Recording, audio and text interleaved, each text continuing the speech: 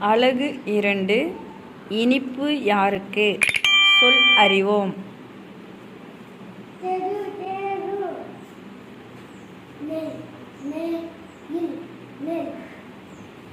வெள்ளம்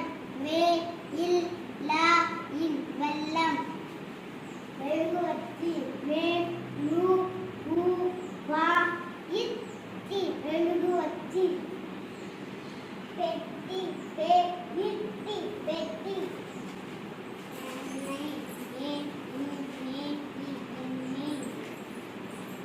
கட்டெரும்பு கட்டெரும்பு செங்கல் செங்கல்